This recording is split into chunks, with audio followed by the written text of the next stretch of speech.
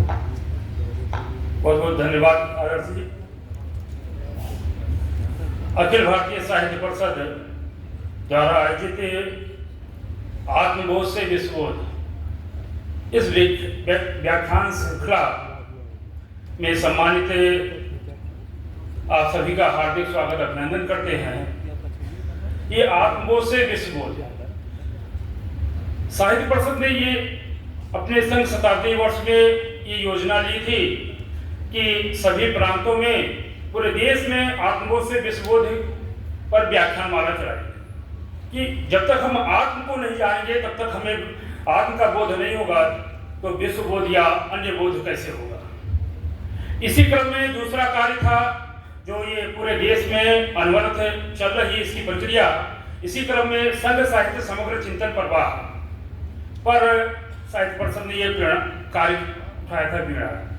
लगभग देश के 70 स्थानों पर संघ साहित्य समग्र चिंतन प्रवाह पर साहित्य की चर्चा की गई। इस चर्चा के क्रम में ये था कि हमारे संघ से संबंधित है जो हमारे महापुरुष हैं, पदाधिकारी हैं, उन्होंने जो रचनाएं रची हैं या उन पर जो रचनाओं ने रची गई है उन पर एक दिन का 2 दिन का अपनी संगोष्ठी आयोजित की जा रही है और हर व्यक्ति को एक पुस्तक दी जा रही है कि आप उस पुस्तक का अवलोकन करिए, पूरी समीक्षा के साथ प्रस्तुत करिए।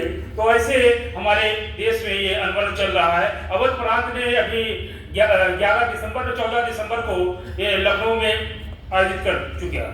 ये लगातार अन्य देशों में अन्य स्थानों पर हो रहा है। बंगलोर में हुआ, हैदराबाद में हुआ, दिल्ली में हुआ, पंतनगर में हुआ। तो इस प्रकार से ये एक अभियान जो संघ शताब्दी वर्ष है हम अपना इसके अंतर्गत ये कार्य किया जा रहा है। इसी क्रम में आज ये आत्मबोध से विश्वबोध इस विश्वविद्यालय में संपन्न किया जा रहा है। इसके हमारे इस कार्यक्रम के आशीर्वचन के रूप में हमारे बीच अयोध्या धाम से पधारे आदरणीय श्री श्री 1008 वैदेही वल्लभ शरण महाराज जी, आपकी अहद की कृपा परिषद को प्राप्त है। हम आपका हार्दिक स्वागत अभिनंदन वंदन करते हैं। हमारे बीच आज मुख्य अतिथि के रूप में आपको सब जानते हैं, पूरा देश जानता है। आप अखिल भारतीय प्रचारक प्रमुख हैं वर्तमान में।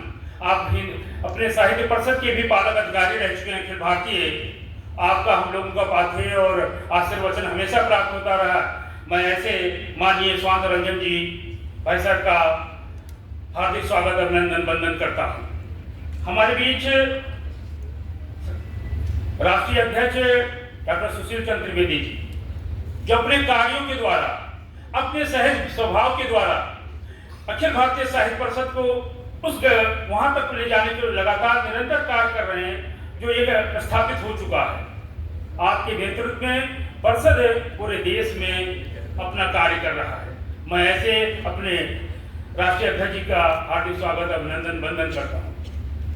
हमारे बीच मंच पर उपस्थित अपने राष्ट्रीय महामंत्री जी डॉक्टर पवन पुत्र बादल जी।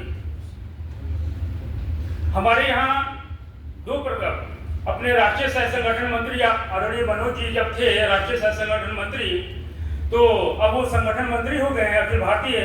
वो 1 वर्ष में अपनी 22 राज्यों की यात्रा की उन्होंने संपन्न की और किसी भी संगठन में किसी भी राष्ट्रीय संगठन मंत्री ने इतनी यात्रा नहीं की। आज हमारे राष्ट्रीय महामंत्री डॉक्टर पवन पुत्र बादल जी हैं। आप 5 माह के अपने कार्यकाल में 19 राज्यों का प्रवास कर चुके हैं। ये भी किसी भारत देश में किसी भी संगठन में महामंत्री ने यात्रा नहीं की, प्रवास नहीं किया। आप ऐसे परिषद को महामंत्री प्राप्त हुए हैं।